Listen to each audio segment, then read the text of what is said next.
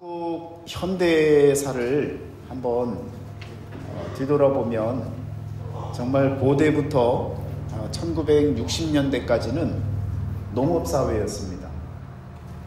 그래서 농업사회에서 정말 여러 가지 많은 일들도 있지만 가장 중요한 것이 먹거리였습니다.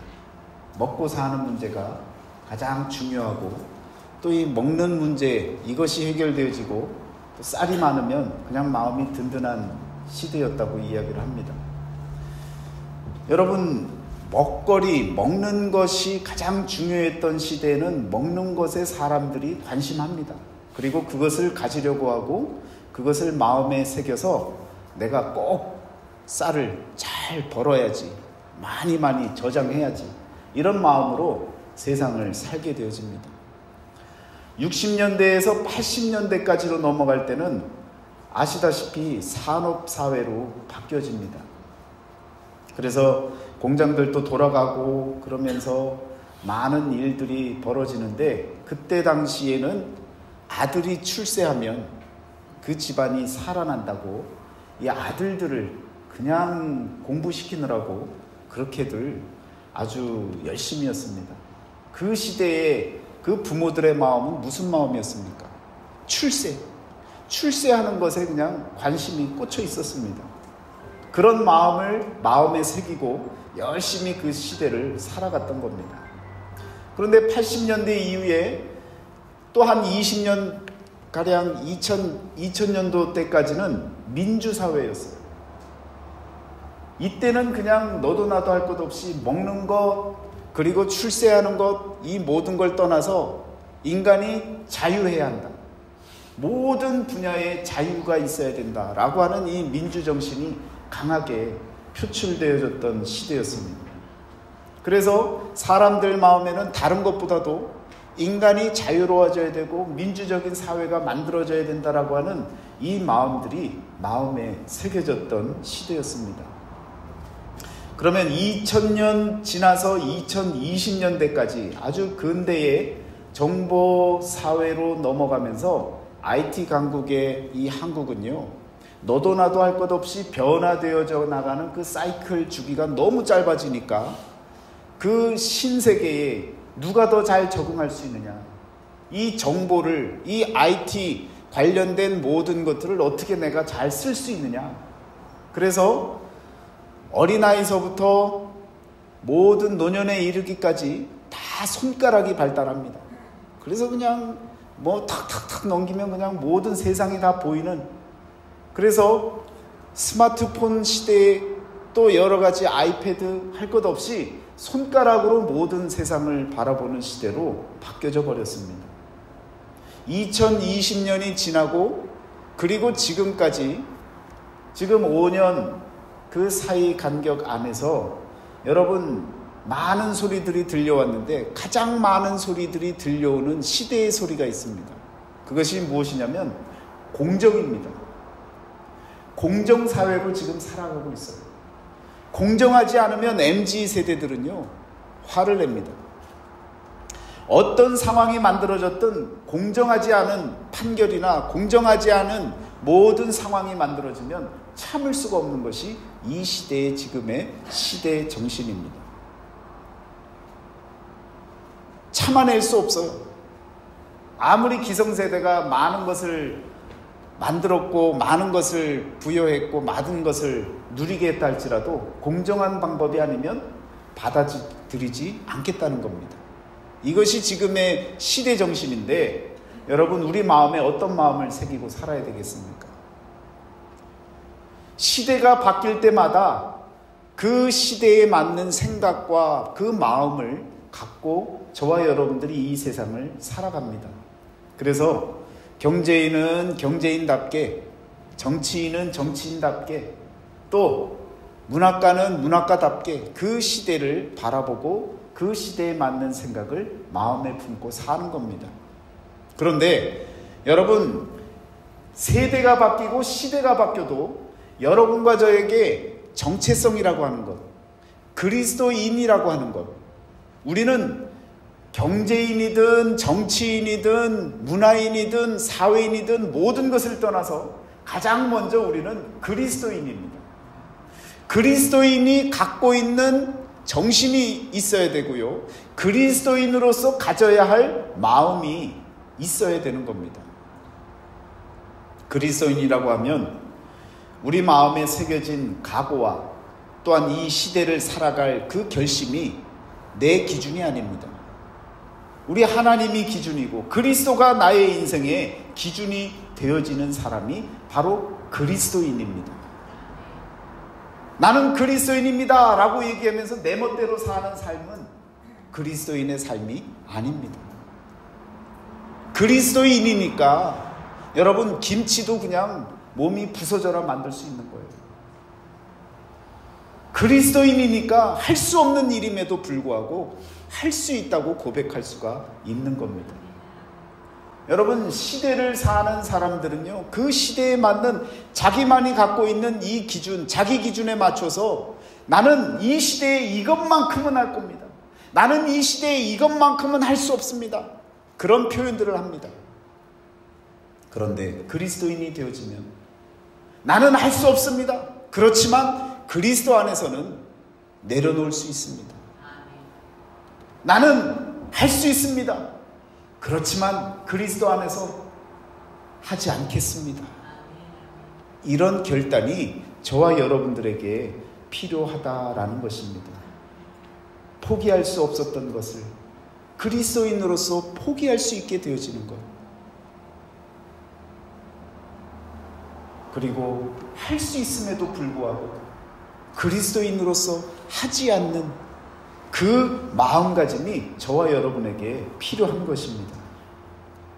여러분 요한복음 8장 전체의 그 구조를 보면 아주 간단합니다. 가늠한 여인이 등장하고 그 여인과의 오고 가는 대화가 나온 이후에 예수님께서 하신 말씀은 나는 세상의 빛이라 라는 말씀을 하시고 진리가 너희를 자유롭게 하리라. 이것이 세 파트로 나뉘어진 말씀의 내용입니다.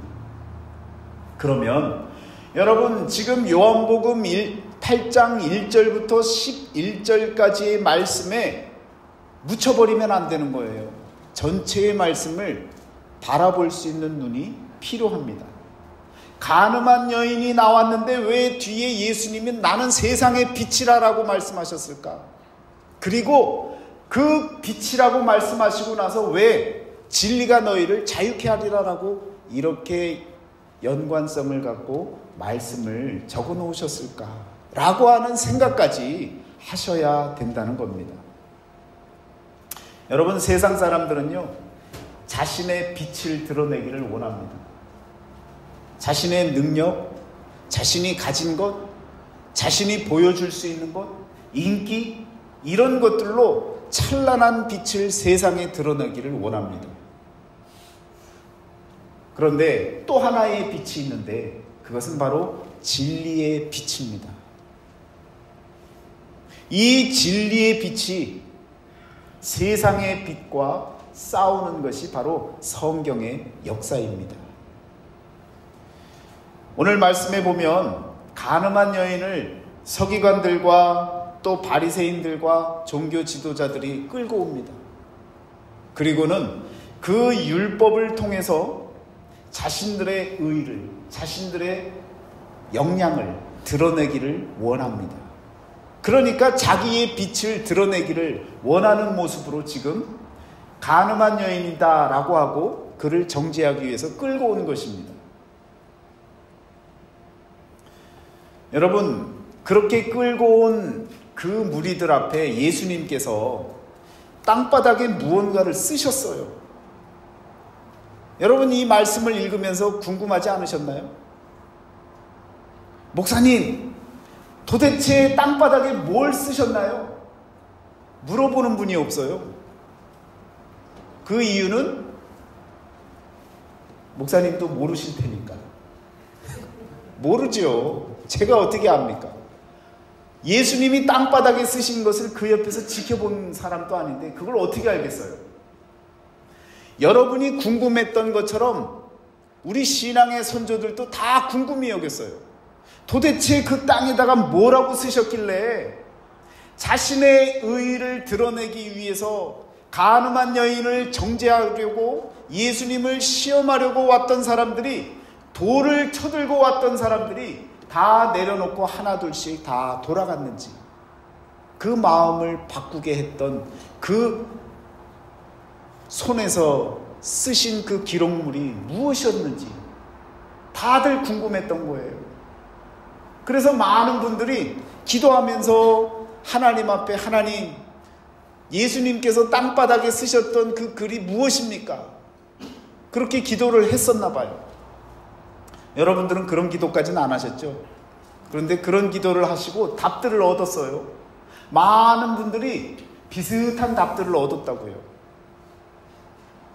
여러분 한번 구약 성경 말씀을 한번 찾아보시겠습니다. 예레미야서 17장 13절 말씀을, 많은 분들이 기도 가운데 이 말씀을 이야기를 합니다. 이스라엘의 소망이신 여호와여, 무릇 주를 버리는 자는 다 수치를 당할 것이라. 무릇 여호와를 떠나는 자는 흙의 기록이 되으리니 이는 생수의 근원이신 여호와를 버림이니이다. 많은 분들이 이 말씀을 읽어가다가 예수님께서 땅바닥에 쓰신 그 기록과 자꾸 관련을 맺기 시작합니다. 그래서 아마도 이 말씀을 쓰시지 않았을까?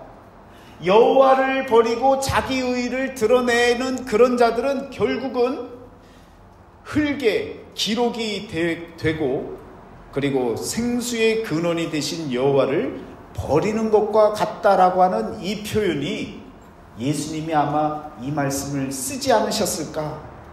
라고 하는 그런 깨달음을, 그런 고백을 하게 되어집니다.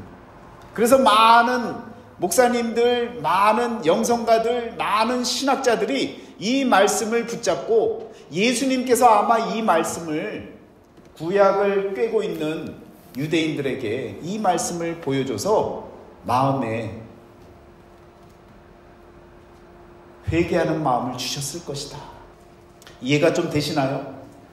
그러면 여러분, 두 번째로 가장 유력한 또 해석하는 부분이 있습니다. 레위기서 20장 10절 말씀을 읽으면, 누구든지 남의 아내와 간음하는 자, 곧 그의 이웃의 아내와 간음하는 자는 그 간부와 음부를 반드시 죽일지니라. 여러분, 예수님께서 이 말씀을 만약에 적어 놓으셨다 그러면 지금 그 자리에 간음한 여자를 끌고 왔던 사람들은 뭘 느끼겠어요? 그 자리에 남자가 없잖아요. 그러니까 불법으로 지금 한 여인, 약한 여인을 끌어다가 정죄시키는 그들의 마음에 찔림이 생기지 않았겠습니까? 불법을 자행하면서 정의롭다고 외치는 그들의 외침에 우리 주님께서 이 말씀을 만약에 적으셨다면, 그렇지, 아이고 부끄러워라, 두 명이 다 있어야 간음죄가 성립이 되는데 여인만을 데리고 약자를 데려다 놓고 그를 정죄하는 내 죄가, 아이고 이거 드러나면 안 되겠다 싶은 마음이 들지 않았겠습니까? 그들의 마음속에 찔림이 아마도 있었을 겁니다.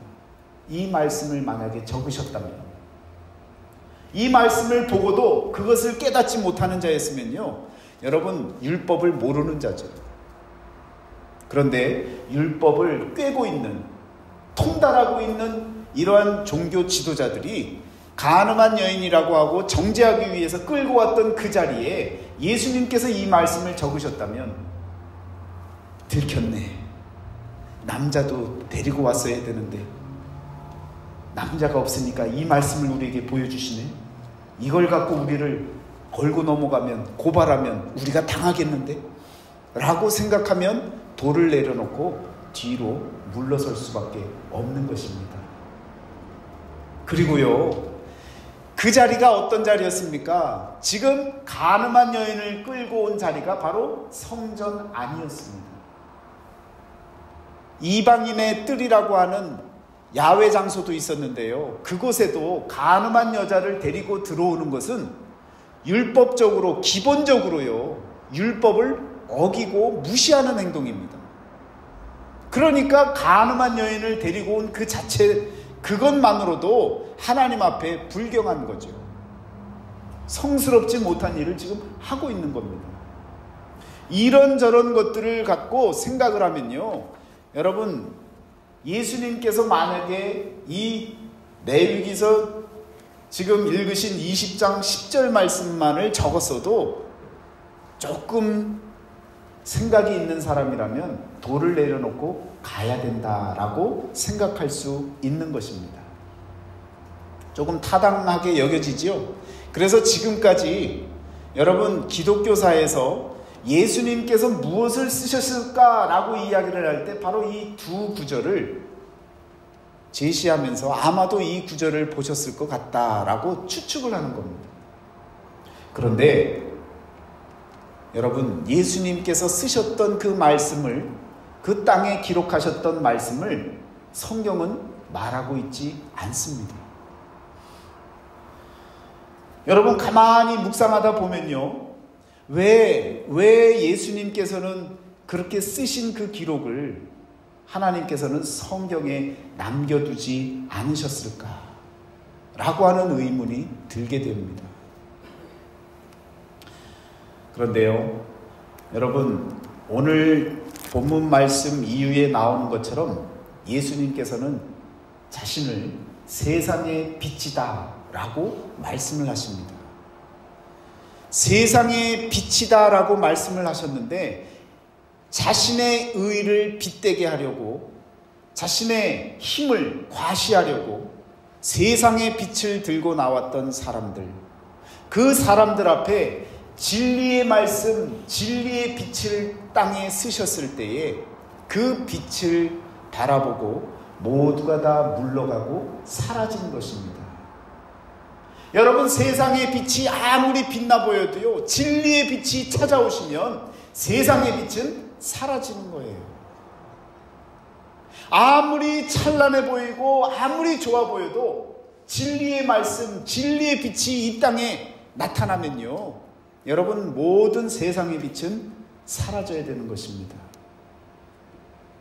그것이 바로 진리의 빛이고, 그 진리를 통해서 예수님께서는요, 지금 간음하여 잡혀온 그 여인에게 여러분 어떤 말씀을 하셨는지를 보세요.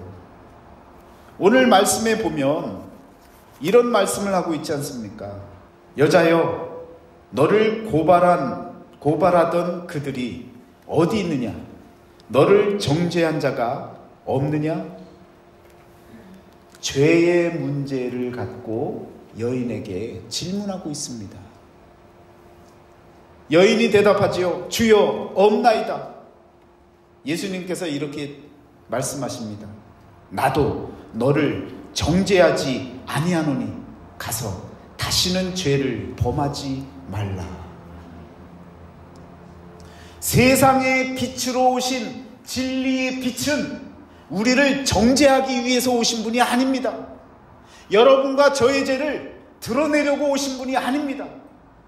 여러분과 저의 죄를 사해 주시고 용서해 주시고 감싸 주시고 품어 주시기 위해서 저와 여러분을 찾아오셨습니다. 땅에 기록하신 그 말씀이 무엇이냐? 그 누구도 알 수 없지만 진리의 말씀, 진리의 빛이 되시는 말씀을 땅에 기록하셨다라고 하는 것은 우리가 분명히 믿고 알 수 있는 것입니다. 여러분은 그곳에 예수님께서 무슨 말씀을 적으셨다고 생각하시겠습니까?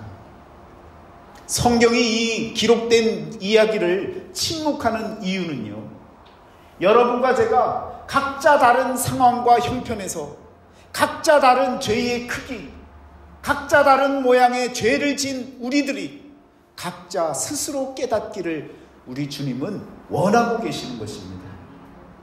진리의 빛, 하나님의 말씀을 듣고 우리 마음 땅에다가 하나님께서 진리의 빛을 새겨주시는데 각자가 다르지만 그러나 진리의 빛을 마음에 새기고 새로워질 수 있는 그 기회를 우리 각자에게 주시는 줄 믿습니다.